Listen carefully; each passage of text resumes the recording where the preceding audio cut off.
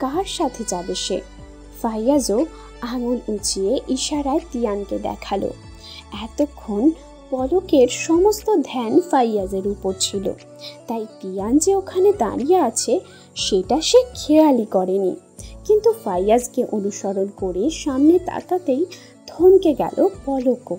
তিয়ানকে মুখোমুখি আবার দেখতে পাওয়াটা একটা অপ্রত্যাশিত ব্যাপার তার জন্য। যেই মানুষটার থেকে সে দূরে থাকতে চায়, এড়িয়ে যেতে চায়, সেই ঘুরে ফিরে তার সামনে চলে এসেছে। এতদিন পরে যখন সব ভুলে সে নিজেকে গুছিয়ে নিয়েছে, জীবনের নতুন এক অধ্যায়ে পা রাখতে চলেছে কিছুদিন বাদেই, ঠিক তখনই কেন অতীতের দাফন করা অধ্যায়টা নতুন করে উন্মোচিত হচ্ছে তার জীবনে। যেই মানুষ, যেই মুখটাকে সে ভুলতে বসেছিল, সেই বা কেন সামনে আসছে আবার। আচমকা ওখানে তিয়ানকে দেখে নানান ভাবনায় ডুব দিয়েছিল পলক। আর তখনই হাতে টান পড়ল তার, ঘোর কাটল ফাইয়াজের কথার আওয়াজে। পলককে থমকে যেতে দেখে হাত ছাকিয়ে ডাকছে তাকে। হ্যাঁ বাবা। এটা আমার চাচু, আমি তার সঙ্গে যাব। তিয়ানকে দেখিয়ে বলল ফাইয়াজ। ফাইয়াজের কথায় তিয়ান বুঝলো পলক ফাইয়াজের টিচার। তারপরেও শিওর হওয়ার জন্য জিজ্ঞেস করলো পলককে, পলক তুমি? ফাইয়াজের ক্লাস টিচার। তিয়ানকে দেখেই ভেতর ভেতর বেশ অস্থির লাগছিল পলকের। তবুও নিজেকে যথাসম্ভব স্বাভাবিক রেখে তিয়ানের প্রশ্নের জবাব দিল সে। ও আচ্ছা। তিয়ান বলল, তো কেমন আছো তুমি? ভালো আছি, আপনি? আচমকা পলকের মুখে তুমি থেকে আপনি সম্বোধনটা শুনেই কেমন যেন লাগলো তিয়ানের। তারপরেও ব্যাপারটাকে ছাপিয়ে জবাব দিল পলকের প্রশ্নের। I am also fine. তারপরেই ফাইয়াজের দিকে তাকিয়ে বলল, হে ফাজ, হোয়াটসঅ্যাপ বাড়ি? বলেই হাত আর পায়ের ব্যান্ডেজগুলো দেখালো তিয়ানকে। এরপর পলক বলল, ওকে স্কুলের মেডিকেয়ার থেকে প্রাইমারি ট্রিটমেন্ট দেওয়া হয়েছে, কিছুটা ছিলে গিয়েছে জাস্ট, একটু ব্যথা থাকবে হয়তো 2-1 দিন, রেগুলার অয়েন্টমেন্ট লাগালেই ঠিক হয়ে যাবে। And doctor said nothing to worry, he will be fine soon. বলেই ফাইয়াজের মাথায় হাত বুলিয়ে দিল পলক। ওকে, থ্যাঙ্কস। মুচকি হেসে বলল তিয়ান, বাডি লেটস গো না, I need rest. Yeah sure বাড়ি, কাম হিয়ার। বলেই হাত নাড়িয়ে সেও বিদায় জানালো ফাইয়াজকে। তারপরেই ফাইয়াজ গাড়িতে উঠে বসলো। সে গাড়িতে বসতেই দরজা লাগিয়ে দিল তিয়ান। তারপর পলকের উদ্দেশ্যে বলল, বাই ডিয়ার, টেক কেয়ার। ভালো থেকো পলক, আসছি। হ্যাঁ। তবে প্রত্যুত্তরে পলক কিছু বলল না, চোখ নামিয়ে চুপচাপ দাঁড়িয়ে রইল ওখানে। পলকের থেকে কোনো জবাব না পেয়ে কিছুটা হতাশ হলো তিয়ান। এরপর আর কথা না বাড়িয়ে গাড়ির দিকে পা বাড়ালো। এক ধ্যানে তিয়ানের গাড়িটার চলে যাওয়া দেখলো পলক। মিনিটের মধ্যেই চোখের আড়াল হয়ে গেল গাড়িটা। কিন্তু গাড়িটা ওখান থেকে চলে যাওয়ার পরেও ওখানেই ঠাই দাঁড়িয়ে রইল সে। মনে চলছে অজস্র স্মৃতির আনাগোনা। অনেক অনেক পুরনো যন্ত্রণার ধারালো আলপিনের মতো বুকের মাঝে এসে বিঁধছে। খুঁচিয়ে খুঁচিয়ে রক্তক্ষরণ ঘটাচ্ছে দাফন হওয়া অতীতের কবর থেকে। তবে কি আজও স্মৃতিগুলো, যন্ত্রণাগুলো তেমনই সতেজ, জীবত আছে, ঠিক যেমনভাবে নিজের মাঝে দাফন করে নিয়েছিল সে? কথাটা ভাবতেই ভেতর ভেতর বিষাক্ত এক যন্ত্রণায় কুঁকড়ে গেল পলক। বুক চিরে বেরিয়ে এলো এক কালো দীর্ঘশ্বাস। আজকের দেখা হওয়াটা সেদিনের মতোই অপ্রত্যাশিত ছিল, যেদিন বহু বছর পর শপিং মলের সামনে দেখেছিল। আবার ঠিক সেদিনের মতো যেদিন বেশ অপ্রত্যাশিতভাবেই পলকের সাথে প্রথম দেখা হয়েছিল তিয়ানের। ওই মেয়ে, তোর সমস্যা কি বলতো? সারাক্ষণ এত পড়াশোনা নিয়ে আর ডইবা থাইকা বিদ্যাসাগরের কোন জন্মের উত্তরাধিকারী হইয়া যাইবি তুই? হ্যাঁ, চল ওঠ এখন, চল আমার সাথে। বিধি, এমন করতেছিস কেন দোস্ত? হায়ার ম্যাথের এই প্রবলেমটা করা এখনো বাকি, কিন্তু আমি এই ম্যাথটা কিছুতেই সলভ করতে পারতেছি না রে। লাস্ট 2 দিনে এই এক অঙ্ক নিয়ে অর্ধেক খাতা শেষ করায় ফেলছি, কিন্তু কিছুতেই পারতেছি না। আসলে আমারই কপাল খারাপ, নইলে ঘুরে ফিরা রেজা স্যারের আন্ডারেই আমারে পড়তে হইল। আশেপাশের একটাও তো এই সেটের প্রশ্ন পায় নাই যে কাউকে দেখাইয়া সলভ কইরা নেব। তোরে দিলাম, তুইও পারলি না। এখন আমি কারে দেখাবো এটা? কাল ম্যাথ অ্যাসাইনমেন্ট জমা দেওয়া লাগবে, অথচ বিথির জোড়াজোড়িতে তার দিকে তাকিয়ে হতাশ ভঙ্গিতে অসহায় মুখে বলল পলক। পলকের এমন করুণ অবস্থা দেখে বেশ মায়া হলো বিথির। কিছুক্ষণ চুপ করে কিছু একটা ভাবলো, তারপর চট করেই বলল, এই দাঁড়া, আসতেছি আমি। বলেই ক্লাসরুম থেকে এক ছুটে বেরিয়ে গেল বিথি। আরে কই যাস? অবাক হয়ে প্রশ্ন করল পলক, কিন্তু বিথি সেটার কোনো জবাব না দিয়েই ক্লাসরুমের দরজা থেকে বেরিয়ে গেছে ততক্ষণে। পলক হতাশ হয়ে একটা শ্বাস ফেলে আবার মনোযোগ দিল অঙ্কের সলিউশন বের করতে। বিথি আর পলক বেস্ট ফ্রেন্ডস, বলতে গেলে পলকের একমাত্র ক্লোজ ফ্রেন্ড বিথি, আর বিথির একমাত্র মেয়ে বান্ধবী পলক। বয় কাট চুলের টম বয় টাইপের মেয়ে বিথির মেয়েদের সাথে বন্ধুত্ব খুব একটা জমে না, তাই ছোটবেলা থেকে ছেলেদের সাথেই বেশি মেলামেশা তার। স্কুল লাইফ থেকেই ছেলেদের সাথে সিক্রেট ব্যাডমিন্টন, ফুটবল খেলে অভ্যস্ত। মেয়ে হয়েও এভাবে ছেলেদের দলে খেলতে পারার একটা বিশেষ কারণ আছে অবশ্য। পরিবারের একমাত্র মেয়ে হলেও মেয়ে কম ছেলেই বেশি বলা চলে তাকে। তবে হাতে গোনা কয়েকটা ছেলের সাথেই তার বেশি চলাফেরা, কিন্তু কলেজে আসার পরে ন্যাকা ন্যাকা মেয়েদের থেকে দূরত্ব রাখতে গিয়ে রোজ পলকের সাথেই এক বেঞ্চে বসত সে। তারপর টুকটাক কথা, একসাথে বসা, সব মিলিয়ে কিভাবে যেন পলকের সাথে বন্ধুত্ব হয়ে গেছে ওর। তাই পলকের যে কোনো সমস্যায় সে আর কাউকে পাক আর না পাক, বিথি নামের মেয়েটাকে সে সবসময়ই পায়। আর বিথিও বড্ড ভালোবাসে মেয়েটাকে। পরিচয় মাত্র 11 মাসের হলেও খুব ভালো বন্ডিং ওদের। একটু সময় যেতে না যেতেই দৌড়ে এসে ক্লাসরুমের দরজায় দাঁড়ালো বিথি। হাঁপাচ্ছে সে। কিছুটা দম নিয়ে পলককে ডাকলো সে। ওই সাজি, ওঠ ওঠ, খাতা কলম নিয়ে আয় জলদি। আচমকা বিথির এহেন কথা শুনে পিছনে ফিরে তাকালো পলক। দেখলো দরজার কাছে দাঁড়িয়ে আছে সে, খুব তাড়ায় আছে। তাকে এমন অবস্থায় দেখে ভ্রু কুঁচকে গেল পলকের। জিজ্ঞেস করলো, কই গেছিলি তুই? আরে কথা কম ক, খাতা কলম নিয়ে আয় তো তাড়াতাড়ি।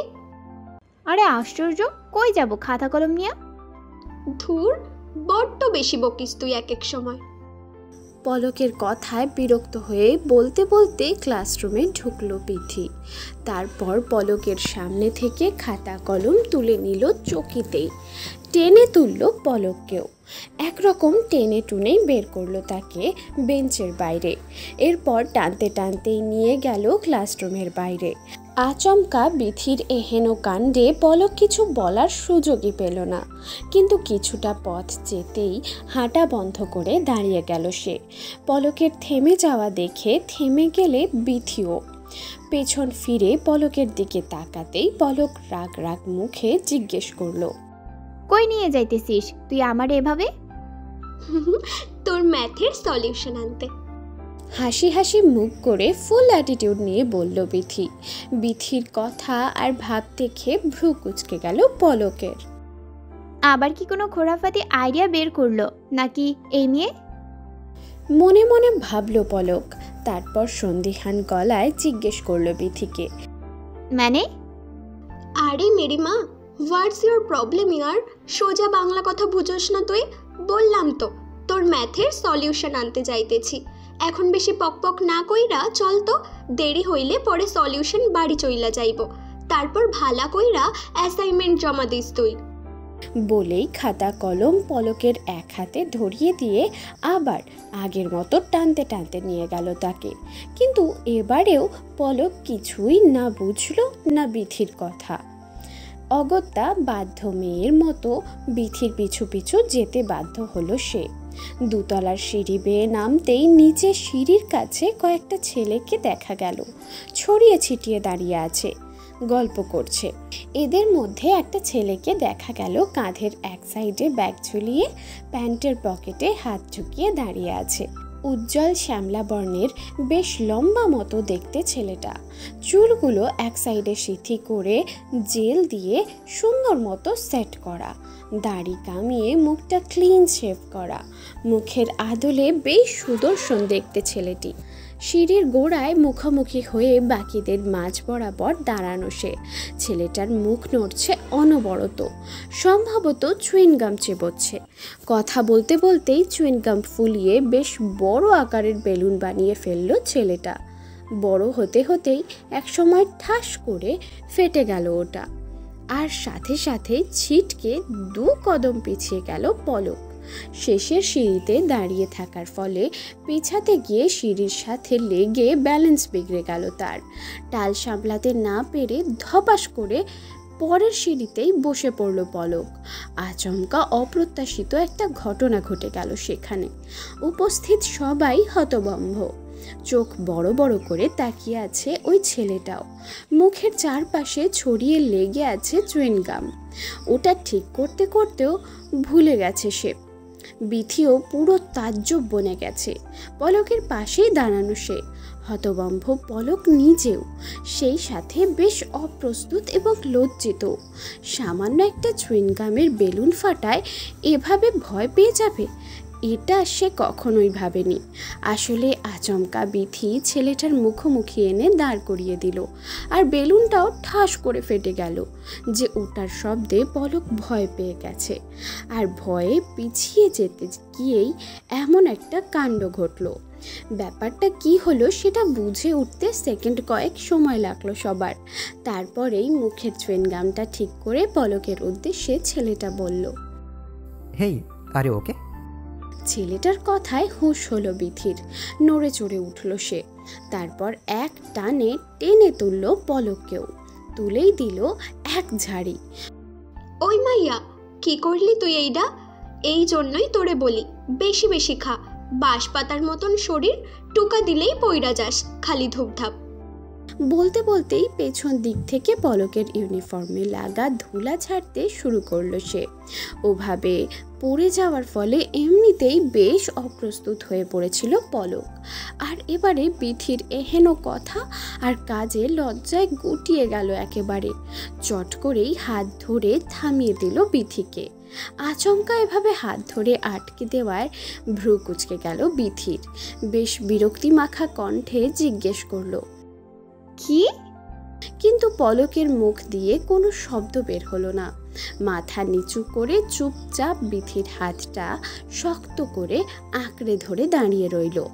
বিথি এবারে বেশ বিরক্ত হলো, এক ঝটকায় ছাড়িয়ে নিল হাতটা।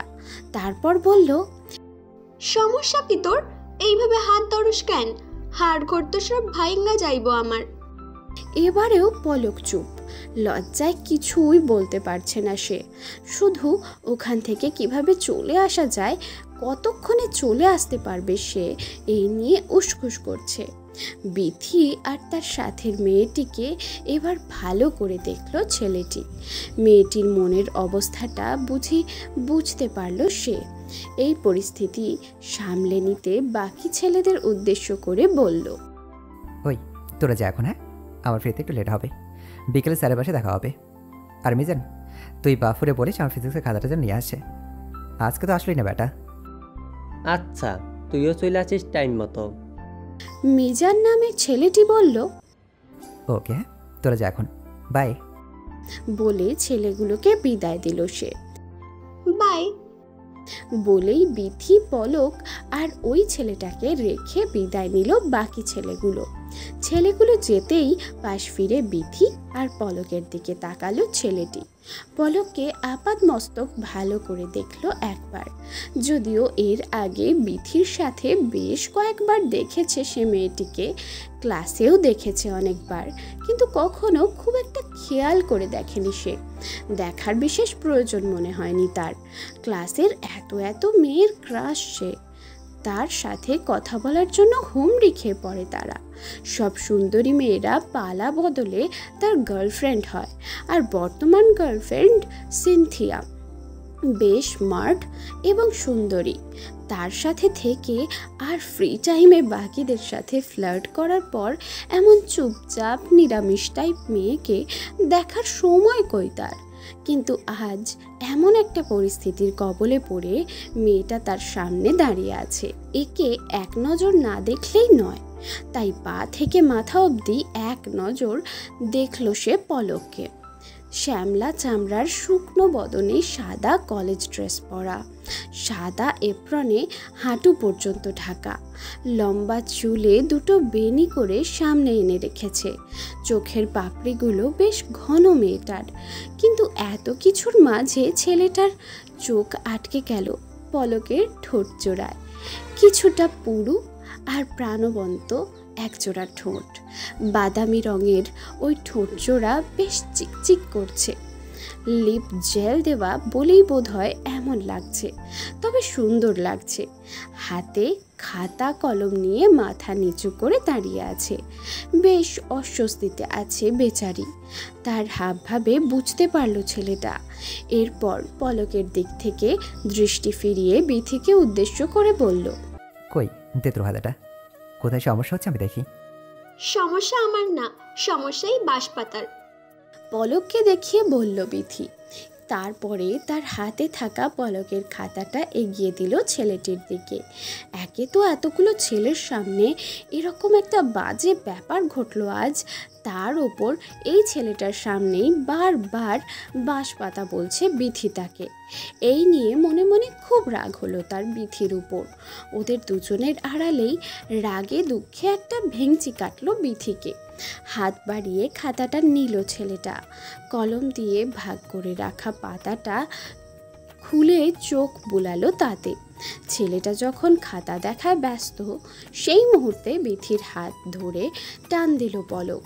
আচমকা টানে পাশ ফিরে তাকালো বিথি।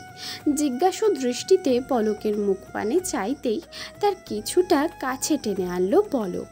তারপর ছেলেটিকে দেখিয়ে খানিক ফিসফিসিয়ে বিথিকে জিজ্ঞেস করলো, ওই এইটাকে, আর আমার খাতা তারে কেন দিলি?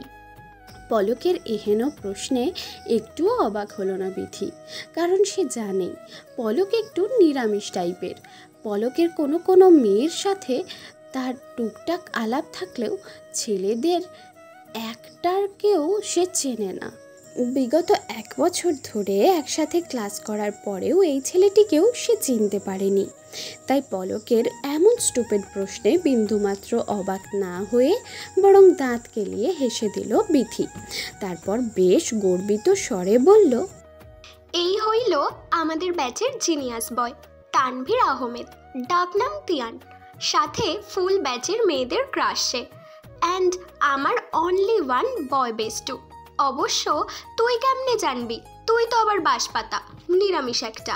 বইপত্র আর স্যার ম্যাডামদের মুখ দর্শন ছাড়া অন্য কোথাও নজর দাস না। বলেই ভেঙচি কাটলো একটা। এরপর বলল, ম্যাথে খুবই ভালো। ইয়ার চেঞ্জ পরীক্ষার সময় ভাইরাস জ্বরে পইরা বাংলা এক্সামটা একটু খারাপ হয়েছিল বেচারার, যার জন্য 1 নম্বরে পিছাইয়া গিয়া সেকেন্ড হয়েছে। নয়তো বাকি 2 ট্রামে ওর মার্কসই হাইস্ট ছিল আমাদের 3 সেকশন মিলাইয়া। কথাটা বেশ আফসোস করেই বলল বিথি।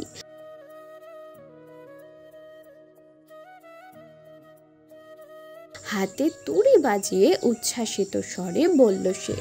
খাতায় চোখ থাকলেও কান দুটো খাড়া রেখে তাদের কথাগুলো ঠিকই শুনছিল তিয়ান। এর মাঝে পলক তাকে চেনে না এই ব্যাপারটায় বেশ ভ্যাবাচাকা খেয়ে গেল সে। পুরো কলেজের মেয়েরা তার নাম জপে দিন রাত, আর এই মেয়ে কি না, ভেতর ভেতর বেশ আহত হলো সে। তার ইগোতেও বেশ সজোরেই লাগলো ব্যাপারটা। কিছুটা রাগও হলো তার পলকের উপর। মনে মনে একবার আওড়ালো সে। তারপর ওদের দুজনের কথা শেষ হতেই তিয়ান খাতা থেকে চোখ তুলে চাইল, পলককে উদ্দেশ্য করে বলল,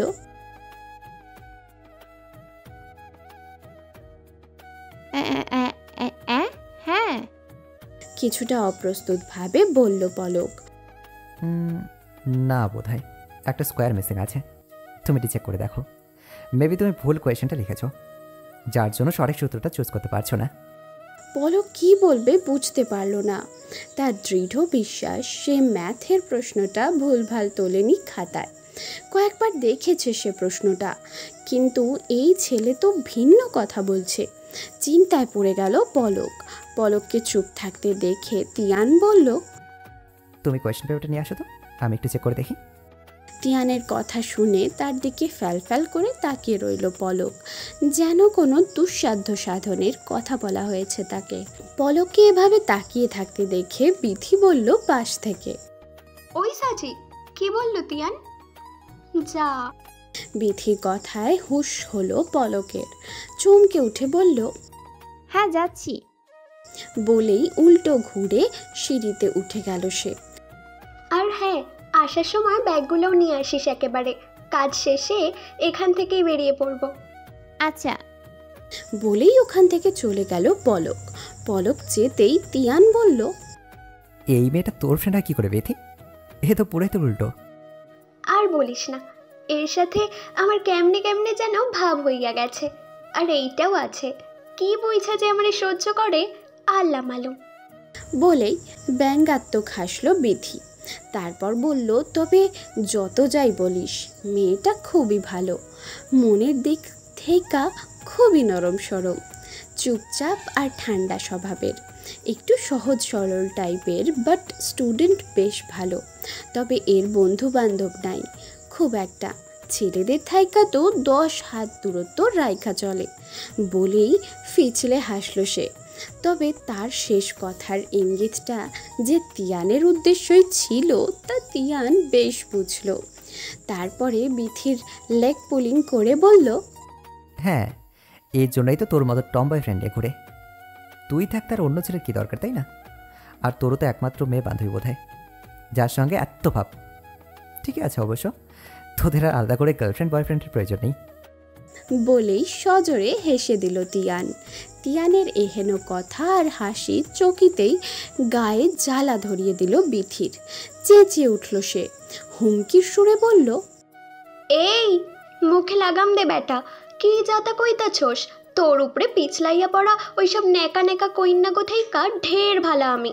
আর আমার বেস্টও একদম উল্টাপাল্টা কিচ্ছু কইবা না আমাদের নিয়া।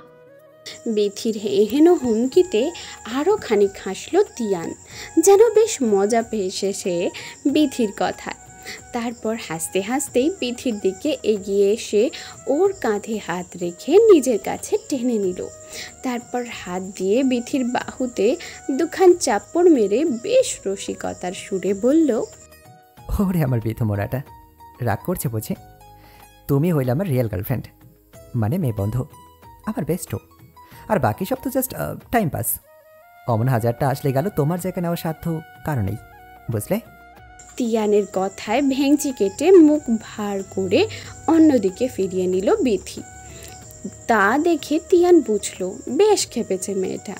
তার মুড নর্মাল করতে এবারে বেশ নরম গলায় বলল সে, আর রইল তোর ওই বাঁশপাতা নিরামিষ বান্ধবীর কথা। তোর মতো একটা ফ্রেন্ড থাকতে অন্য কাউকে প্রয়োজন নেই বলেই তোর সঙ্গে এত ভাবর।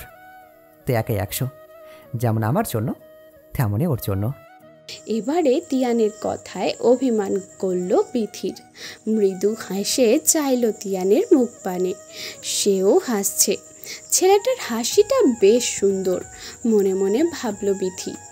তারপর ওভাবে দাঁড়িয়েই এটা ওটা নিয়ে কথা বলছিল ওরা। ওদের ওই কথোপকথনের মাঝেই নিচে নেমে এলো পলক।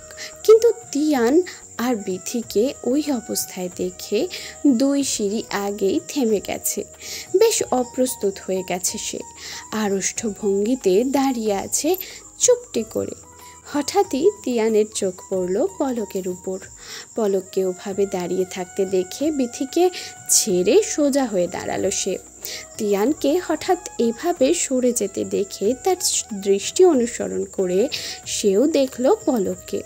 তিয়ানের সাথে সম্পর্কটা তার স্কুল লাইফ থেকে, তার জন্যই মেয়ে হয়ে নির্ভয়ে ছেলেদের সাথে এত মেলামেশা তার, তাই তাদের বন্ধুত্বটাও বেশ গাঢ় আর সাবলীল। এসব কাছে টানা জড়িয়ে ধরা তিয়ানের বেলায় একদম স্বাভাবিক, তিয়ানও তার কাছে। কিন্তু সেই তিয়ানের জায়গায় অন্য কোনো ছেলে হলে বিথির প্রতিক্রিয়া পুরাই দেখার মতো, যার ফলে ছ্যাচড়া টাইপের ছেলেরা বেশ এড়িয়েই চলে তাকে। তবে তিয়ান যে বিথির এতটা ভালো বন্ধু এসবের কিছুই পলক জানে না, তাই পলক তাদের ওভাবে দেখার পরেও বিশেষ কিছুই হয়নি এমন ভাব করে চটপটে গলায় বলল, ওখানে ওভাবে সঙ্গের মতো দাঁড়ায় আছিস কেন? নিচে নাম। প্রশ্ন দে তিয়ানের কাছে।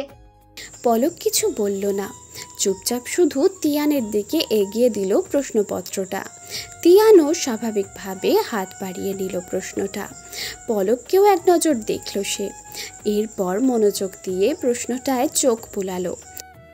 এই তো শেষে এক্সের ওপর একটা স্কোয়ার আছে, বইয়ের সেলাইয়ের ভাঁজে পড়ে গেছে, এই জন্য হয়তো তুমি খেয়াল করনি।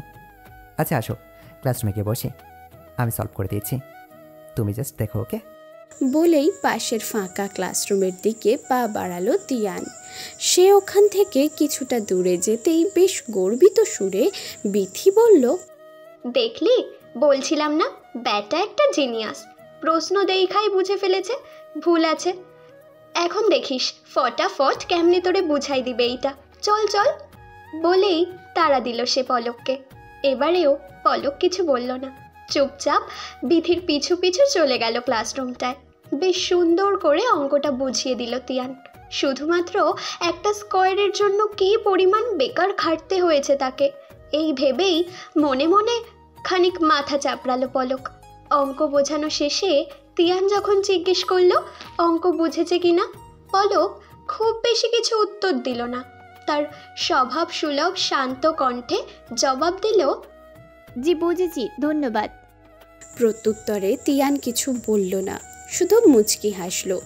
একটু খাতা বই নিয়ে ব্যাগ গুছিয়ে নিল পলক।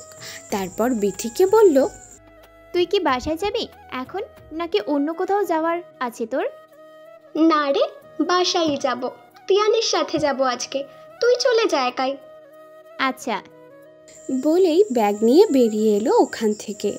রাস্তা দিয়ে হাঁটতে হাঁটতে এক এক করে আজকের ঘটনাগুলো মনে করতে থাকলো পলক।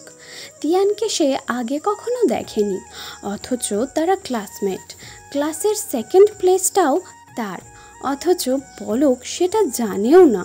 অবশ্য সেকেন্ড ইয়ারের প্রথম দিন যখন পরিচয় পর্ব হয়েছিল সে অনুপস্থিত ছিল, তাই প্রথম 4টা প্লেস এক নাগারে ছেলেরা পেয়েছে, কিন্তু ফার্স্ট বয় ইরফানকে ছাড়া কাউকে চেনে না সে।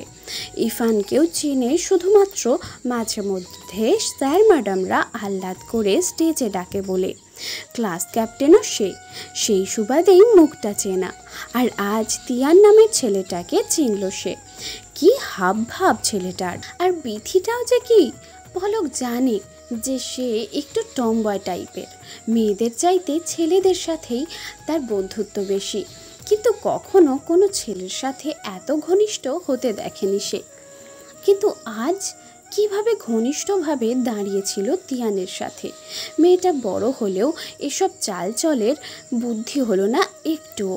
মনে মনে এসব কথা ভাবতে ভাবতেই হেঁটে যাচ্ছিল পলক, কিন্তু হঠাৎই একটা হ্যাচকা টানে ফুটপাতের রাস্তা থেকে নিচে নেমে গেল সে। কিছুটা ধাতস্থ হয়ে সামনে দাঁড়ানো ব্যক্তির মুখের দিকে তাকিয়েই দেখলো তিয়ান দাঁড়িয়ে আছে। মেজাজ খারাপ হলো তার।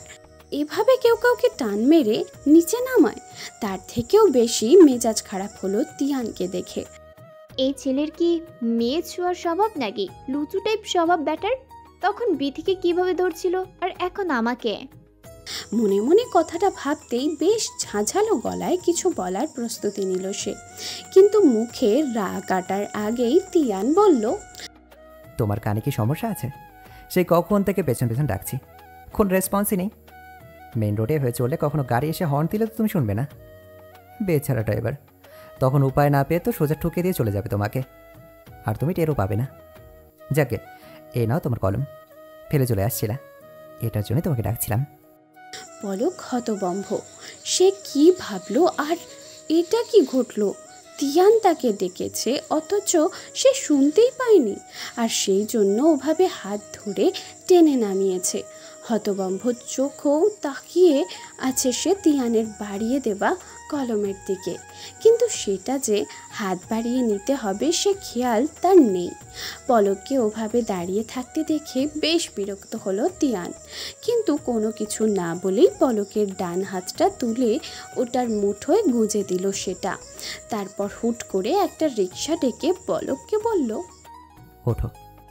পলক আর এক দফা হতবম্ব।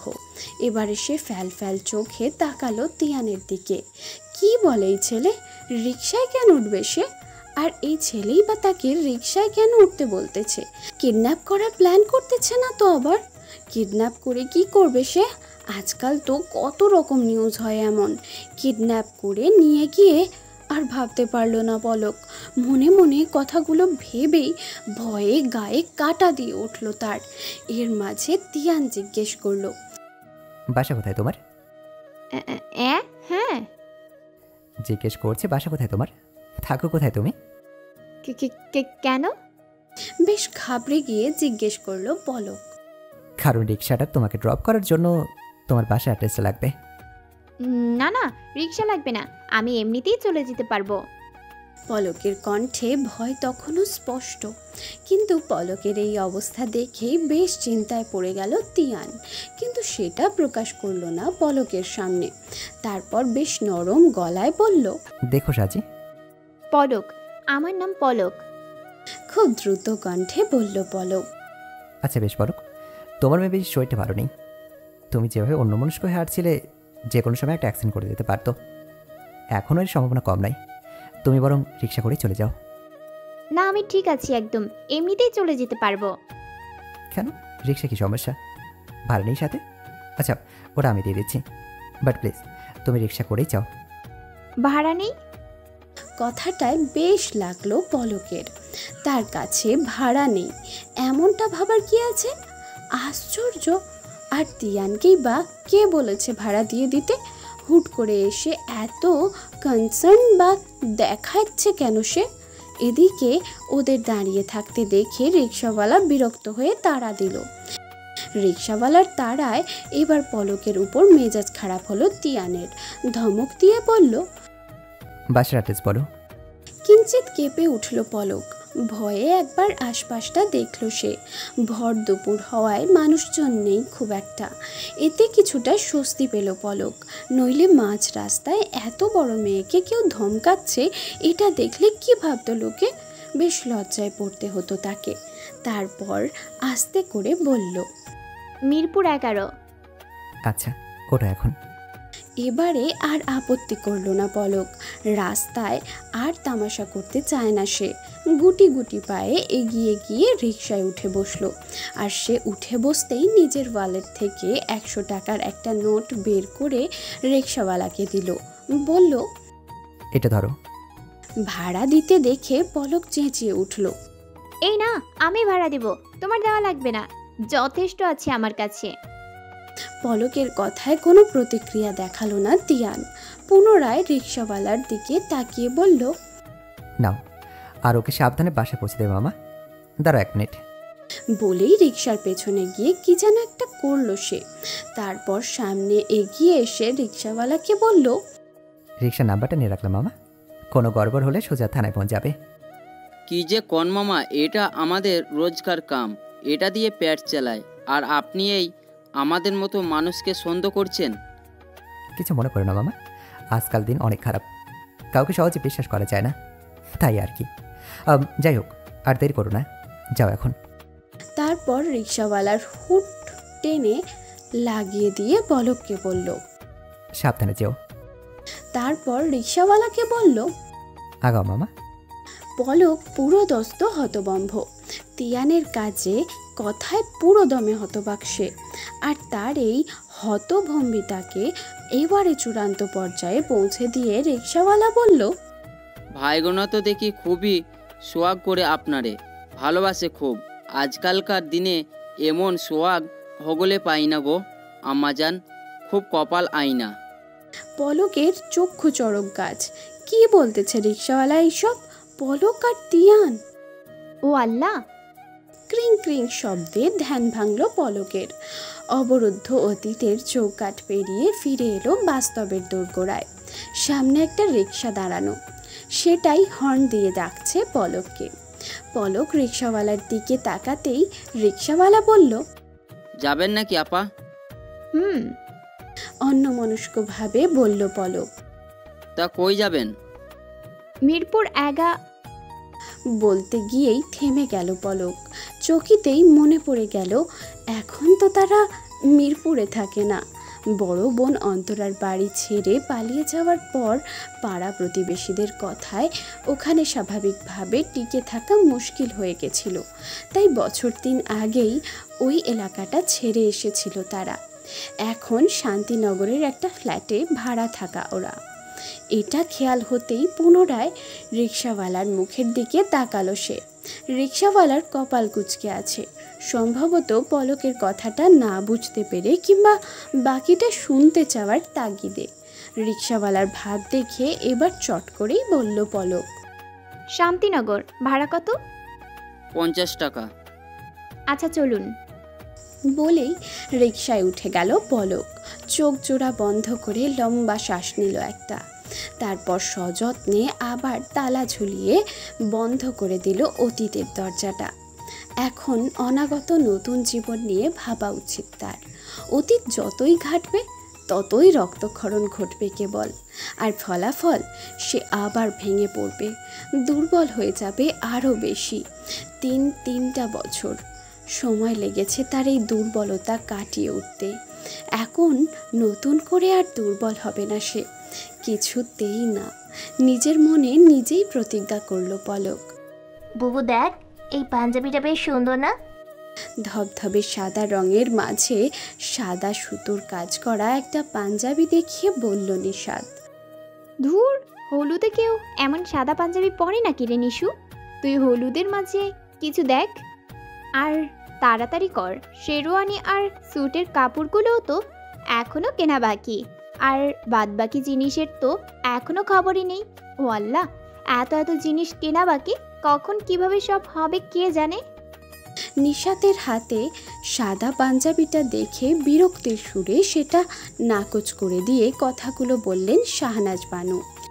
ওহো মা, আজকাল হলুদে হলুদ রঙে পড়তে হবে এমন কোনো নিয়ম নেই। নিউ ট্রেন্ডে তো নীল, সবুজ, সাদা, সিলভার, গোল্ডেন সব ধরনের রং চলে। আর তুমি কিনা সেই মান্দাতালের ট্রেন্ড নিয়ে পইরা আছো। তুই চুপ কর তো, সব কিছু তুই বেশি বুঝিস 2 আঙুল। যেটা বলছি কর। আর এই সাজি, তুই হাত পা গটিয়ে বসে আছিস কেন? দেখ দেখ, পাঞ্জাবি পছন্দ কর জলদি। কপট রাগ দেখিয়ে বললেন শাহনাজ বানু। শাহনাজ বানুর এহেন অস্থিরতা দেখে মুচকি হাসল পলক। তারপর বসা থেকে উঠে দাঁড়ালো, হাঁটতে হাঁটতে চলে গেল দোকানে এক সাইডে থাকা ছেলেদের পাঞ্জাবির কালেকশনের দিকটায়। ঘুরে ঘুরে পাঞ্জাবি দেখছিল সে, শিফাতের গায়ে হলুদের জন্য।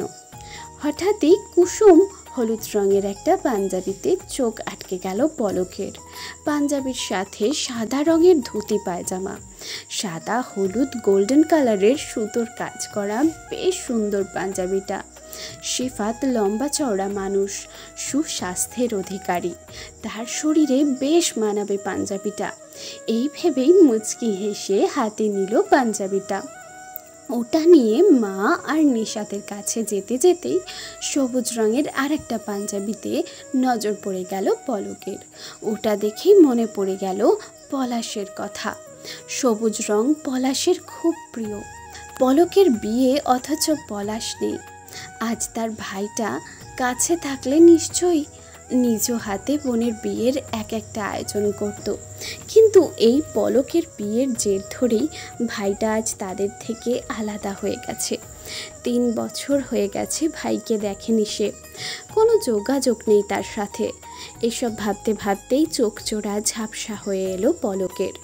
চট করেই এক হাতে চেপে মুছে নিল উপচে পড়তে যাওয়া কষ্টগুলোকে।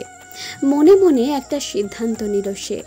তারপর এগিয়ে গেল পাঞ্জাবিটার কাছে। চুপচাপ পাঞ্জাবিটা হাতে নিয়ে দেখলো পাঞ্জাবিটা পলাশের সাইজের কিনা। বর্তমানে ভাই তার কোন মাপের জামা কাপড় পরে জানা নেই পলকের, তাই আগের মাপের আন্দাজেই নিয়ে নিল পাঞ্জাবিটা। ক্যাশ কাউন্টারে গিয়ে আলাদাভাবে প্যাক করালো ওটাকে।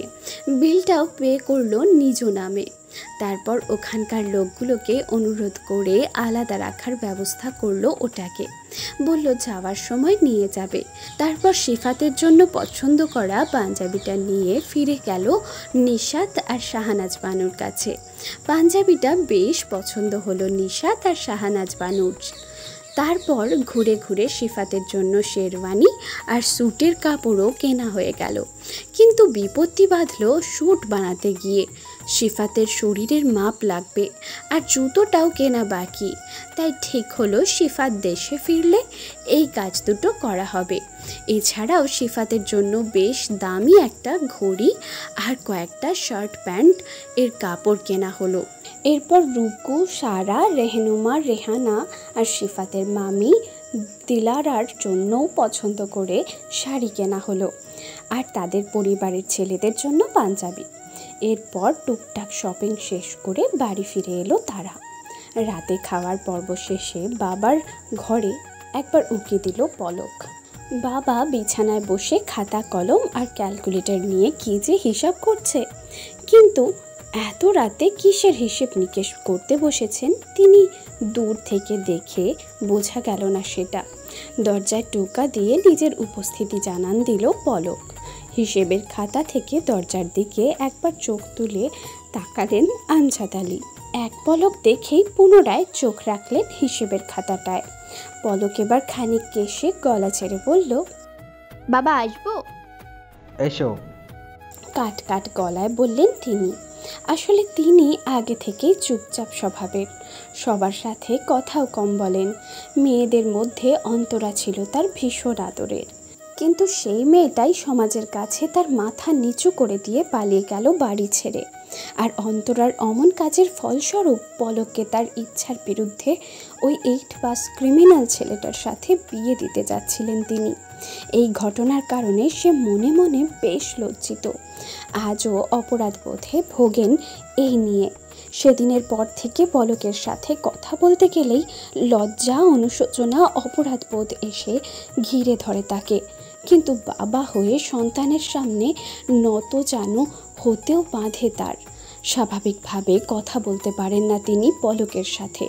তাই তার এই রাগ, অনুশোচনা, অপরাধ বোধকে তিনি রুক্ষতার আড়ালে লুকোতেই এমন কাট কাটভাবে কথা বলেন পলকের সাথে। বাবার অনুমতি পেয়ে ধীর পায়ে ঘরে প্রবেশ করলো পলক। কিন্তু যেটা বলতে এসেছে সাহস করে সেটা বলতে পারছে না সে। তাই বাবার মুখোমুখি হয়ে খাটের এক কোণায় গিয়ে চুপচাপ দাঁড়িয়ে রইল শুধু। মেয়েকে কিছুক্ষণ ধরে একইভাবে দাঁড়িয়ে থাকতে দেখে খাতায় চোখ রেখেই আমজাদ আলী জিজ্ঞেস করলেন, কিছু বলবে?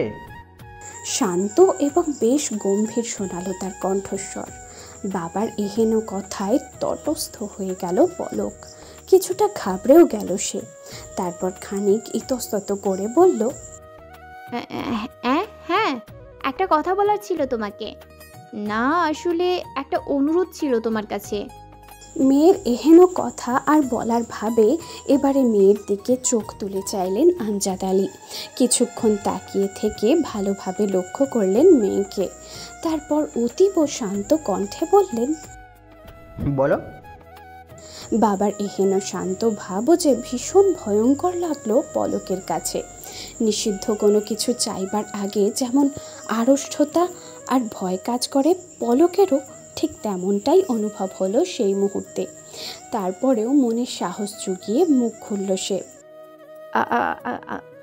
আমি বলছিলাম কি আপ- আ- আপ- মেয়ের এমন হাবভাব দেখে তার দিকে এবার কিছুটা সন্দেহের দৃষ্টিতে চাইলেন তিনি।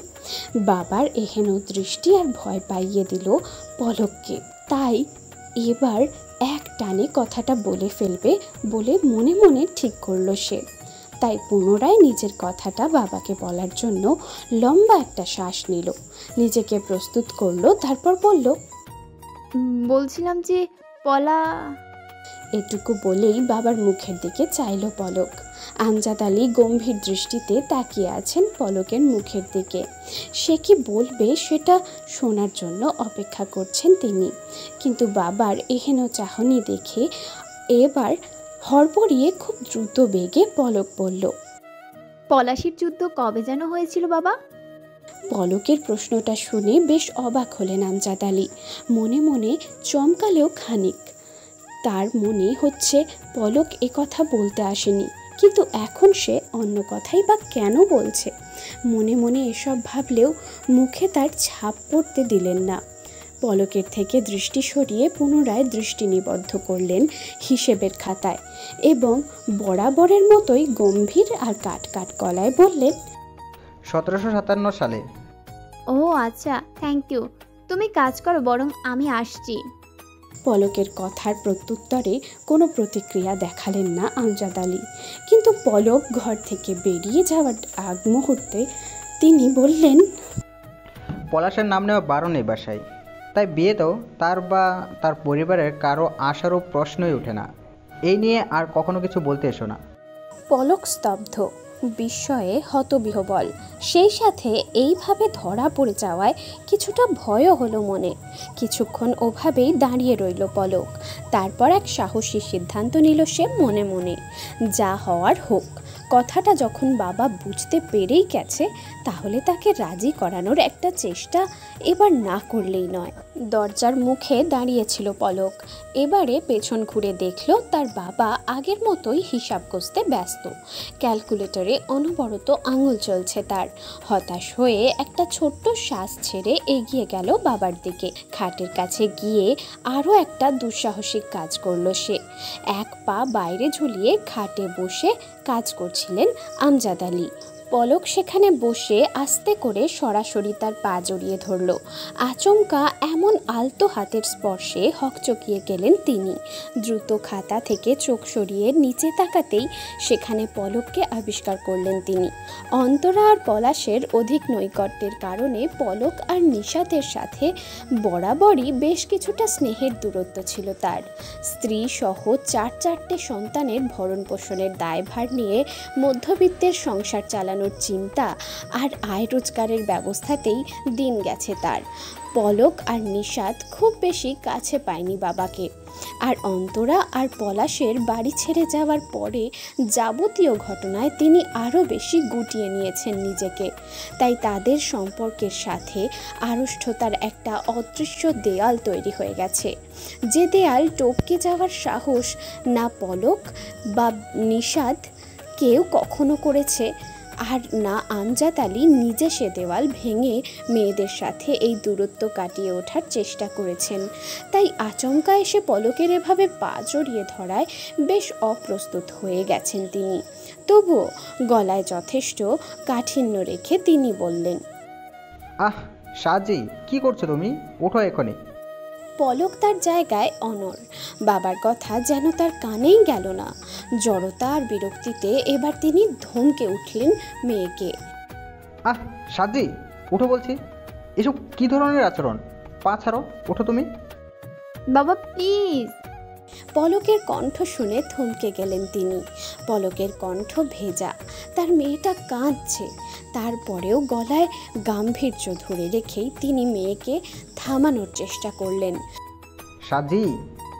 বাবার এহেন গম্ভীর কণ্ঠের আদেশেও পলককে থামাতে পারল না।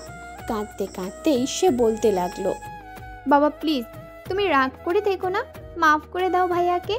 বাড়ি ফিরে আসতে বলো প্লিজ বাবা। তুমি একবার বললেই চলে আসবে ভাইয়া। তুমি শুধু একবার বলো প্লিজ বাবা, একটা সুযোগ দাও ভাইয়াকে। মানুষ ভুল করলেও তাকে একটা সুযোগ দেওয়া হয়।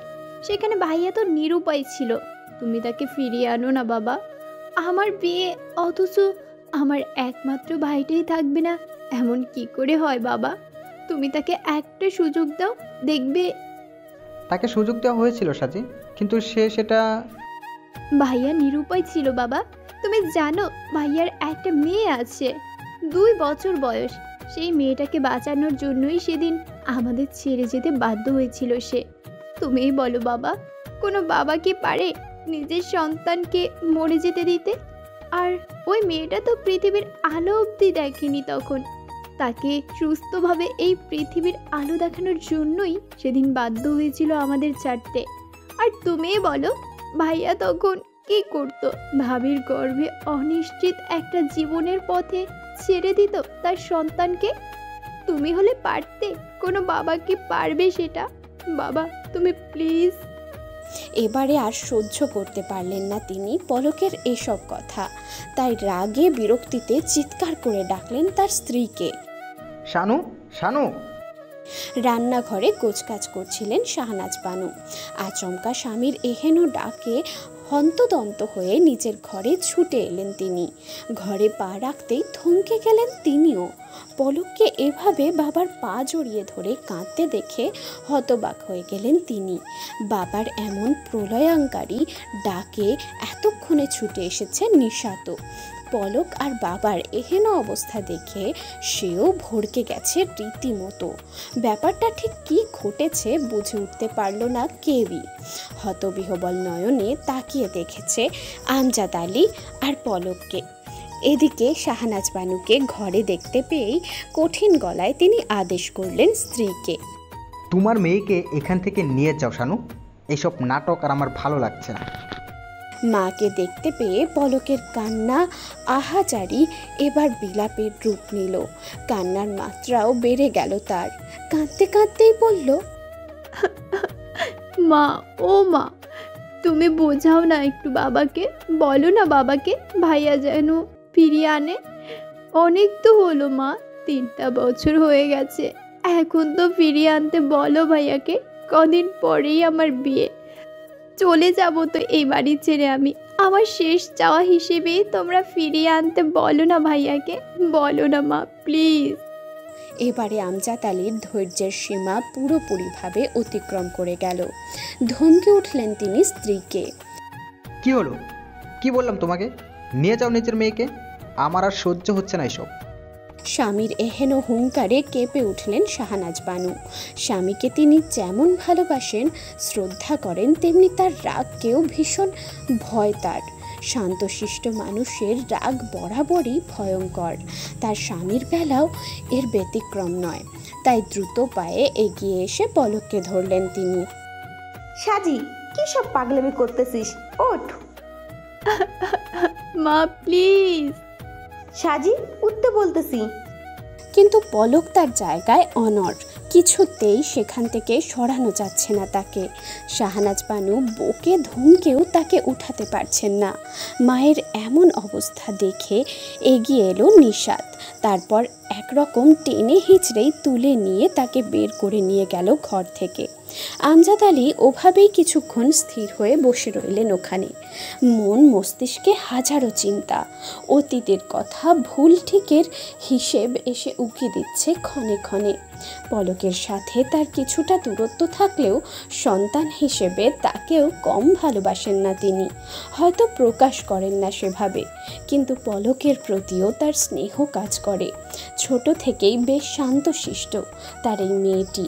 নিশাত কিছুটা চটপটে হলেও পলক একদম চুপচাপ স্বভাবের। কখনো কোনো কিছুর জন্য আবদার করেনি, জেদ করেনি। অন্তরাকে তার তুলনায় বেশি আদর স্নেহ করেছেন তিনি, একথা নিজেও স্বীকার করেন। তারপরেও কখনো এতটুকু অভিযোগ সে করেনি। অথচ এই মেয়েটার সাথেই তিনি বরাবর অন্যায় করে এসেছেন। প্রথম বিয়ের সময় বিয়ে করতে না চেয়ে এভাবেই মায়ের পা জড়িয়ে কাঁদতে দেখেছিলেন তিনি পলককে। প্রথমবারের মতো ওভাবে হাউমাউ করে কেঁদেছিল মেয়েটা তার, কিন্তু তার মন গলেনি। কদিন পরেই আবার বিয়ে, এই মেয়েটার। এবারে তিনি কোনো অবিচার করেননি মেয়ের সাথে, কিন্তু সারা জীবন তার কাছে কোনো কিছুর আবদার না করা মেয়েটাই চলে যাওয়ার আগে এমন এক আবদার করলো, এভাবে কান্নাকাটি করলো, অথচ আজও তিনি ফিরিয়ে দিলেন মেয়েকে। নিজের আত্ম অহংকার, রাগ আর কাঠিন্যের দেওয়াল ভেঙে মেনে নিতে পারলেন না মেয়ের এমন আহাজারি ভরা আবদারটুকু। জীবন সত্যিই বড্ড বিচিত্র। এক জীবনেই কত সময়, কত চরিত্রে, কত রূপে নিজেকে প্রকাশ করতে হয়। কত ছোট ছোট চাওয়া আবদারকেও অহংয়ের তলায় পিষে ফেলতে হয়। এগিয়ে যেতে হয় সময়ের স্রোতের সাথে লড়াই করে। জীবনের এত রূপ রং নিয়ে ভাবতে ভাবতে একসময় হাঁপিয়ে উঠলেন আমজাদ আলী। ক্লান্তি আর বিষাদে ভরা একটা দীর্ঘশ্বাস বেরিয়ে এলো তার বুক চিরে। হাই ব্লাড প্রেশারের রোগী তিনি, স্ট্রেস একদম নিতে পারেন না। একটু আগের ঘটনায় অতীতের অনেক কথাই ভাবা হয়ে গেছে তার। বড্ড বেশি ক্লান্ত লাগছে এখন। আস্তে করে বিছানা থেকে নামলেন তিনি। খাতা বন্ধ করে চশমাটা খুললেন চোখ থেকে। এগুলো সাইড টেবিলের উপর রেখে ঘরের আলোটাও নিভিয়ে দিলেন। দরজার কাছে গিয়ে একবার বোঝার চেষ্টা করলেন ওদিককার অবস্থাটা। পলকের ঘরটা তার ঘর থেকে বেশ কিছুটা দূরেই, তবুও চেষ্টা করলেন তিনি, কিন্তু পলকের কান্না বা কারো কোনো কথার আওয়াজ কিছুই শুনতে পেলেন না। ছোট্ট একটা শ্বাস ফেলে এগিয়ে গেলেন বিছানার দিকে। সোজা হয়ে শুয়ে কপালে হাত রেখে চোখ বুলালেন, কিন্তু সে চোখে আদৌ ঘুম নামলো কিনা বোঝা গেল না। রাত 3:19 বাজে। আইসিইউ এর সামনের করিডোরের পাশাপাশি চেয়ারে বসে আছে পলক আর তিয়ান। পলকের চেহারা বিধ্বস্ত, চোখ মুখ ভীষণ রকম ফোলা এখনো। ওড়না জড়ানো মাথার গণ্ডি পেরিয়ে অবাধ্য কিছু চুল এলোমেলো হয়ে কিছুটা আড়াল করে রেখেছে পলকের বিধ্বস্ত মুখখানি। তিয়ানও বেশ ক্লান্ত। হাঁটুতে ভর দিয়ে মাথা নিচু করে দু হাতে চোখ মুখ চেপে ধরে আছে। ঘুম পাচ্ছে তার, কিন্তু পলককে একা জাগিয়ে রেখে ঘুমিয়ে যেতেও ইচ্ছে করছে না তার। পলক নিস্তব্ধ, ঠিক এই রাতটার মতোই। মাঝরাত হওয়ায় নাইট ডিউটিতে থাকা কিছু ডাক্তার আর নার্স ছাড়া তেমন কেউ জেগে নেই। আর আইসিইউ এর দিকটায় পেশেন্ট আর অ্যাটেন্ডেন্স ছাড়া একেবারেই কেউ নেই। তাই এখানে নিস্তব্ধতাটা একটু বেশি। ওভাবে বসে থাকতে থাকতেই একসময় তিয়ান বলল, আমি ভেবেছিলাম আগের থেকে শক্ত হয়ে গেছে তুমি, কিন্তু তুমি তো। বলেই খানিক নিঃশব্দেই হাসল তিয়ান। রাতের এই নিস্তব্ধতায় আচমকা তিয়ানের ওই শান্ত কণ্ঠস্বরেও যেন গায়ে কাঁটা দিয়ে উঠল পলকের। চমকে তাকালো সে তিয়ানের দিকে। সে তখনও একইভাবে বসা, হতবাক চোখে তাকিয়ে তাকে দেখছে পলক। একটু বাদে সোজা হয়ে বসলো তিয়ান, পাশ ফিরে চাইল পলকের দিকে। একইভাবে হাসল সে আবারও। পলকের চোখ বিচলিতভাবে তিয়ানের সারা মুখে বিচরণ করছে ক্রমশ। তিয়ানকে বোঝার চেষ্টা করছে সে, কিংবা তিয়ানের কথার অর্থটা। একটা সময় ছিল যখন এই হাসি হাসি মুখটা বড্ড নির্মল আর শুদ্ধ বলে মনে হতো পলকের কাছে, কিন্তু এই মুহূর্তে সেই একই মুখ, একই মানুষটাকে বড্ড দুর্বোধ্য লাগছে তার কাছে।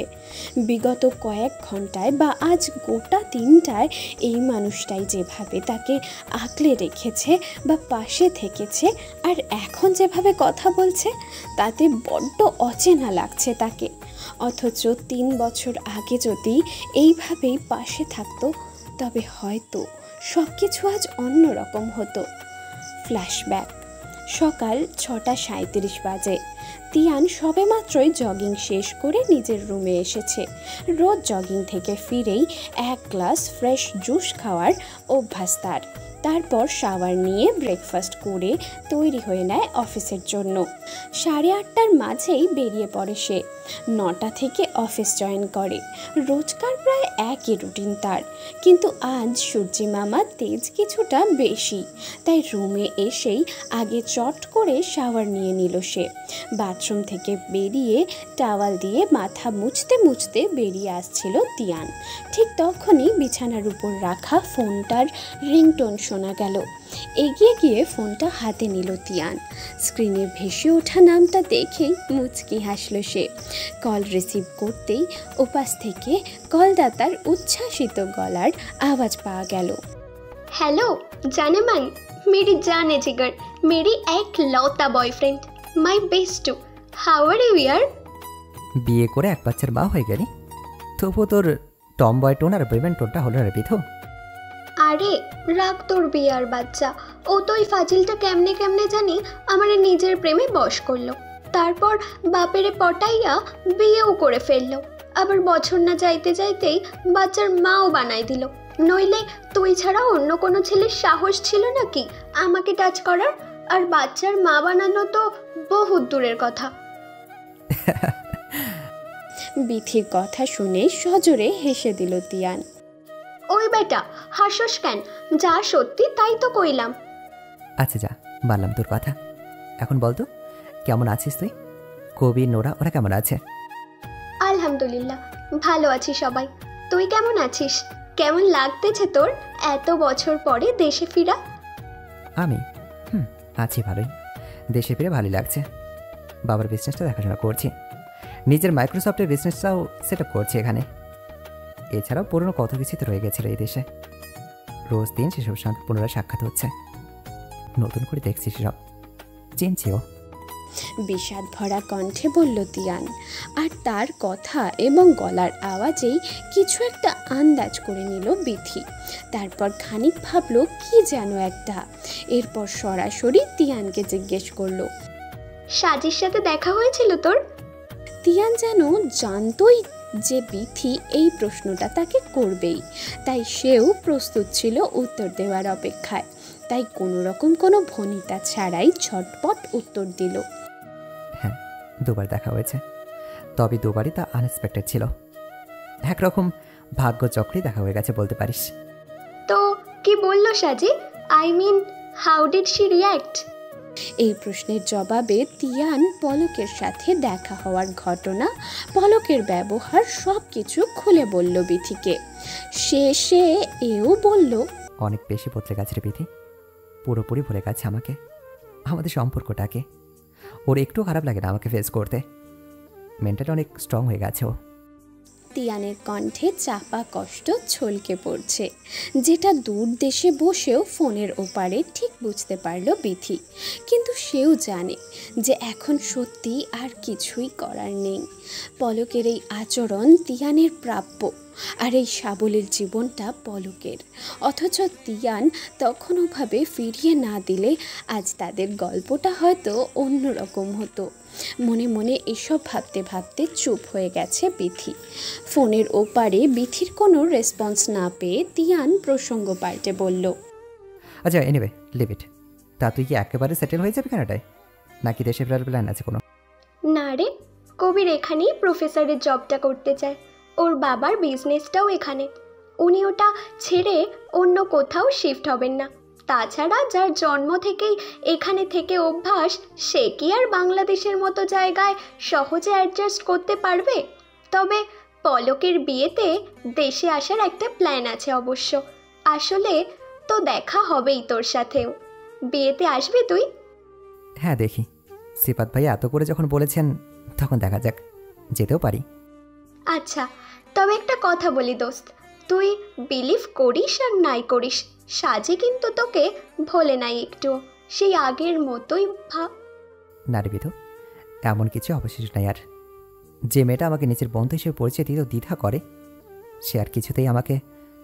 তাছাড়া she has already move on their life. Now I am simply just nothing to her.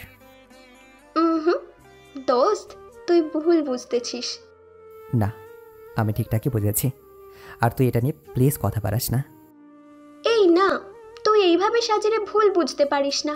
Wait, আমি সাজিরে কানেক্ট করতেছি, তুই নিজেই শোন সে কি বলে। বলতে বলতেই বিথি কন্ট্যাক্ট লিস্ট থেকে ডায়াল করলো পলকের নাম্বারে। তিয়ান যেন কিছু বলতে গিয়েও বলল না। কোনো না কোনোভাবে সেও চায় পলক তাকে নিয়ে কিভাবে সেটা জানতে, তাই চুপ করে থেকে বিথির কাজটাকে সাপোর্ট করলো সে। শান্তিনগর, সকাল 7:13। গত রাতের ঘটনার পর সবারই প্রায় নির্ঘুম রাত গেছে ও বাড়ির। কিন্তু ব্যক্তিগত কোনো কারণে পেশাগত জীবন তো আর থামিয়ে রাখা যায় না, আর তা যদি হয় অন্যের অধীনে কাজ করার মতো। পলককেও তাই গত রাতের কষ্ট ক্লান্তি ভুলে তৈরি হতে হচ্ছে স্কুলে যাওয়ার জন্য। রাত ভোর কেঁদেছে পলক, ফলস্বরূপ চোখ লালচে হয়ে আছে। দেখলে যে কেউ ধরে ফেলবে সে যে কেঁদেছে, প্রশ্ন করবে হয়তো কি হয়েছে জানতে চেয়ে। তখন কি জবাব দেবে সে? আয়নার সামনে দাঁড়িয়ে নিজেকে দেখছিল আর এই কথাগুলোই ভাবছিল পলক। হঠাৎ ফোনের রিংটোনের আওয়াজে ধ্যান ভাঙল তার। সাইড টেবিল থেকে ফোনটা হাতে নিয়েই দেখল বিথি কল করেছে। কানাডায় তখন বিকেল, তবে বিথি তো জানে যে এই সময় পলক স্কুলের জন্য বেরিয়ে পড়ে। আজ খানিক দেরি হয়ে গেছে, তাই এখনও বাসায় সে। কিন্তু আজ এই সময়ে তার ফোন কল দেখে কিছুটা বিচলিত হলো পলক। মনে মনে প্রশ্ন জাগল তার, সব ঠিক আছে তো ওখানে? এটা ভাবতে ভাবতেই রিসিভ করলো সে কলটা। রিসিভ করতেই তার স্বভাব সুলভ স্বরেই বিথি বলল, কি রে বাঁশপাতা নিরামিষ, কেমন আছিস তুই? পলকের নিষ্প্রতিভ কণ্ঠস্বর, যেটা খুব স্পষ্টভাবেই জানান দিচ্ছে যে ঠিক নেই সে। বিথিও বুঝতে পারল সেটা। খটকা লাগলো তার। তিয়ানের কারণে কি তবে? আর কিছু ভাবল না সে, সরাসরি প্রশ্ন করলো পলককে, সব ঠিক আছে তো রে সাজি? হ্যাঁ। পুরোটা আর বলা হলো না পলকের। তার আগেই বাবা মায়ের ঘর থেকে ভয়ার্থক কণ্ঠে সজোরে মায়ের ডাক শুনতে পেল পলক। সাজি, নিশাত নামে ডেকে যাচ্ছেন বারবার। মুহূর্তে কিছু না ভেবেই ফোন হাতে নিয়ে ছুটল ও ঘরের দিকে। ঘরে ঢুকতেই তার মনে হলো মুহূর্তেই পুরো পৃথিবী থমকে গেছে তার। বাবা সোজা হয়ে শুয়ে আছে আর মা সমান তালে তার হাত পায়ের তালু ঘষছে আর ডাকছেন, কিন্তু বাবার কোনো সাড়া নেই। নিথর শরীরে পড়ে আছেন বিছানায়, মনে হচ্ছে খুব গভীর ঘুমে আচ্ছন্ন তিনি। তাই মায়ের এত জোরালো ডাকও তার কর্ণগোচর হচ্ছে না, কোনো সাড়া দিচ্ছেন না তিনি। মায়ের এহেন জোর গলার ডাকে ছুটে এসেছে নিশাতও। সারা রাত জেগেছিল সে, পলককে সামলেছে, তাই ভোর রাতের দিকে চোখ লেগে এসেছিল তার।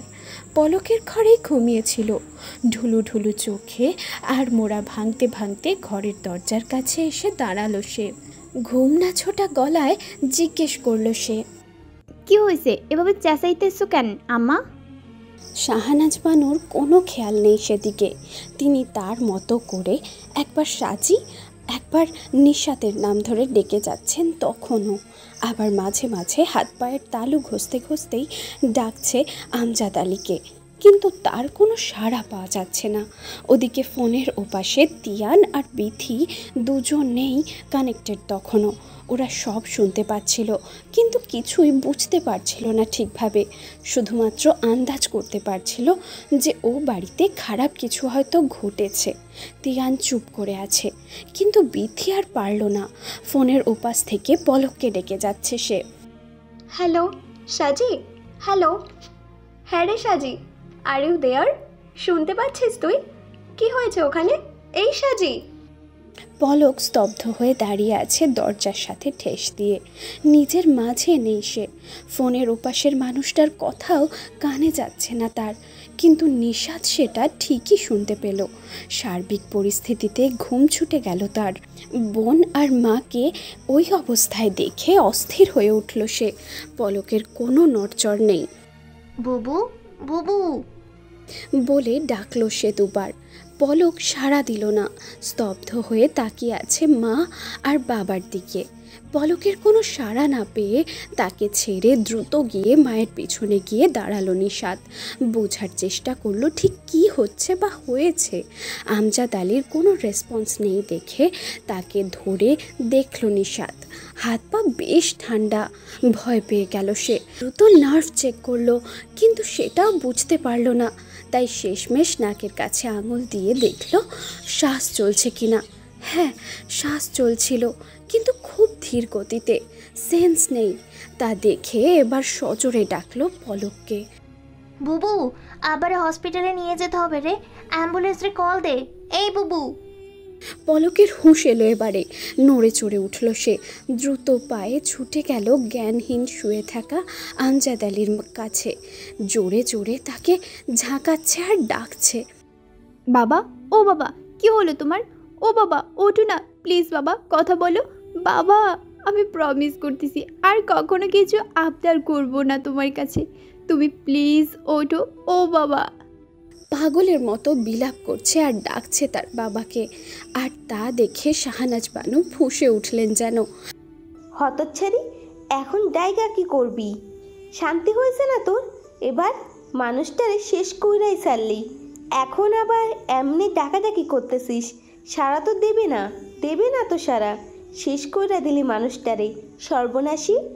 এবার যা, ভাইয়ের গলা জড়িয়ে ধইরা বইসা থাক। বাপেরে তো শেষ করলি, এখন ভাইয়ের কাছে যা। আর কোনো বাধা রইল না তোর। স্বামীর এহেন অবস্থা দেখে বোধবুদ্ধি হারিয়ে পলককে যা নয় তাই বলে বকে যাচ্ছেন শাহনাজ বানু। কিন্তু পলক সেসব পাত্তা না দিয়ে নিজের মতো ডেকে যাচ্ছে তার বাবাকে। এদিকে একদিকে বোনের পাগলামো আর অন্যদিকে মায়ের এমন কথা প্রচণ্ড রকম বিরক্ত হয়ে গেল নিশাত। মানুষটা সেন্সলেস হয়ে পড়ে আছে, হাসপাতালে নেওয়া দরকার। আর এরা দুজনে নিজেদের মতো পাগলামি শুরু করেছে। এবার আরও দেরি হলে হয়তো সত্যি সত্যি শেষ হয়ে যাবে মানুষটা। তাই রাগে বিরক্তিতে নিজেই মায়ের ফোন থেকে ফোন করলো হাসপাতালে। হ্যালো, ঢাকা মেডিকেল কলেজ হাসপাতাল? জি, একটা অ্যাম্বুলেন্স লাগবে, ইমার্জেন্সি। প্লিজ একটু তাড়াতাড়ি করুন। হ্যাঁ, অ্যাড্রেস লিখুন। বলেই বাসার অ্যাড্রেস দিয়ে অ্যাম্বুলেন্সে কল করলো নিশাত। ওদিকে ফোন কানেক্টেড থেকে বিথি আর তিয়ান দুজনেই শুনলো সবটাই। বুঝলো যে পলকের বাবার কিছু একটা হয়েছে, যার জন্য হাসপাতালে নেওয়া হচ্ছে তাকে।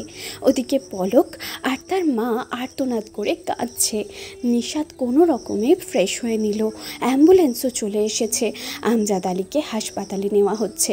ফোনে কানেক্টেড থেকে সবটাই শুনছে দুজন মানুষ। কোলাহল, আর্তনাদ আর নিশাতের চেঁচামেচি শোনা যাচ্ছে।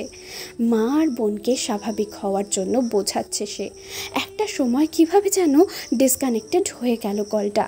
কিছু সময় নীরব কাটলো বিথি আর তিয়ানের। তারপর বিথি কিছু বলতে চাচ্ছিল তিয়ানের উদ্দেশ্যে, তখনই তিয়ান,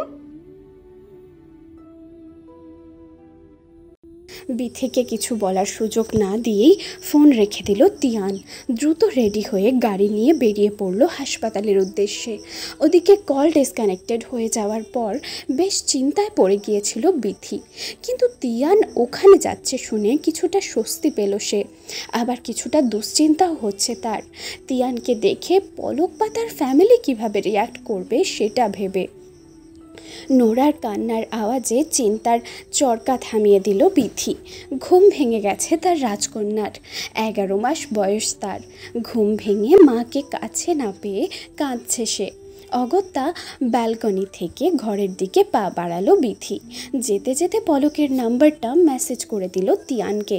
মনে মনে আল্লাহর কাছে দোয়া করলো যেন সব ঠিক হয়ে যায়। ঢাকার জ্যাম ঠেলে দ্রুত ড্রাইভ করে হাসপাতালে পৌঁছালো তিয়ান। গাড়ি পার্ক করে এসে বিথির পাঠানো নাম্বারে ডায়াল করলো, কিন্তু রিসিভ হলো না কলটা। বেশ কয়েকবার চেষ্টা করার পরেও রিসিভ করলো না পলক। তিয়ান একজন মাইক্রোসফট ইঞ্জিনিয়ার, তাই নাম্বার ইউজ করে লোকেশন ট্রেস করে নিল সে সহজেই। লোকেশন ট্রেস হলো হাসপাতালের অ্যাড্রেসেই, অর্থাৎ পলক হাসপাতালে চলে এসেছে। ম্যাপ দেখে দেখে হাসপাতালের ভিতরে ঢুকলো তিয়ান। রিসেপশনের কাছে গিয়ে থামলো সে। চারিদিকে রোগী, নার্স, ওয়ার্ড বয়, মানুষের ছুটোছুটি আর কোলাহল, কিন্তু পলককে দেখতে পারছে না তিয়ান। আরও চিন্তা হচ্ছে এখন তার। এসব ভাবতে ভাবতেই তিয়ানের চোখ গেল দ্রুত পায়ে ডাক্তারের সাথে কথা বলতে বলতে ছুটে আসা পলকের দিকে। ডাক্তার কি যেন বলল, তারপর চলে গেল। বড্ড দিশেহারা দেখালো পলককে। এক হাত কোমরে দিয়ে আর অন্য হাত দিয়ে কপাল চেপে কি যে ভাবলো কিছু সময়। কিছুটা দূরে দাঁড়িয়ে সবটাই দেখল তিয়ান। তারপর কোথাও যাওয়ার জন্য উদ্যত হতেই দ্রুত পায়ে এগিয়ে গিয়ে পলকের হাত ধরে তাকে থামিয়ে দিল তিয়ান। ভিড়ের মাঝে আচমকা এমন হাত ধরায় চমকে গেল পলক। চকিতেই পেছন ফিরে তাকালো সে। তিয়ানের হাতের মুঠোয় নিজের হাতটা দেখে হতবাক হয়ে গেল একদম। কিন্তু খুব বেশি সময় না দিয়ে ওভাবে পলকের হাত ধরেই দ্রুত পায়ে হেঁটে তাকে ভিড় থেকে টেনে বের করে নিয়ে এলো তিয়ান। কিছুটা ফাঁকা জায়গায় এনে দাঁড় করালো তাকে। তারপর জিজ্ঞেস করলো, ডক্টর কি বললো? কি অবস্থা আঙ্কেলের এখন? নিশাদ আর আন্টি বা কোথায়? প্রথমত তিয়ানকে দেখে যতটা না অবাক হয়েছিল পলক, এখন তার প্রশ্নগুলোয় আরও বেশি অবাক হলো। কারণ তিয়ান এমনভাবে বলছে যেন সব কিছু সে জানে, আর তারও আসার কথা ছিল এখানে।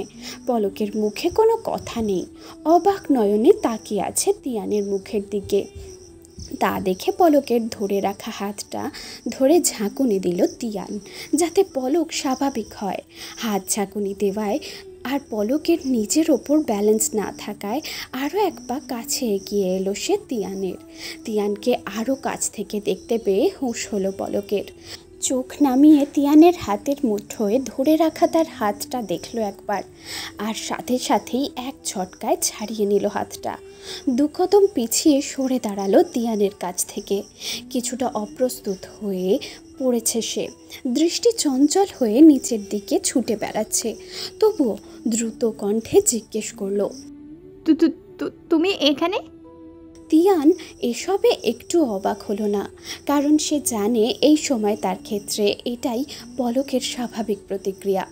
তাই সেও শান্ত স্বরেই জবাব দিল, সেসব পরে বলছি, আগে বলো আঙ্কেল কোথায়?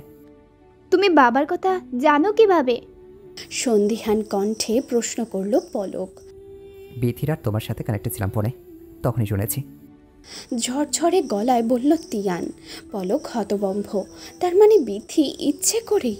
আর কিছু ভাবার সুযোগ হলো না পলকের। তার আগেই সশব্দে বেজে উঠল হাতের ফোনটা। স্ক্রিনে তাকিয়ে দেখলো নিশাদ ফোন করেছে। এক মুহূর্ত দেরি না করে ঝটফট ফোন রিসিভ করলো পলক। ফোনের ওপাশে নিশাদ কি বলল শুনতে পেল না তিয়ান, শুধু পলককে বলতে শুনল, তুই থাক ওখানেই, আমি আসতেছি।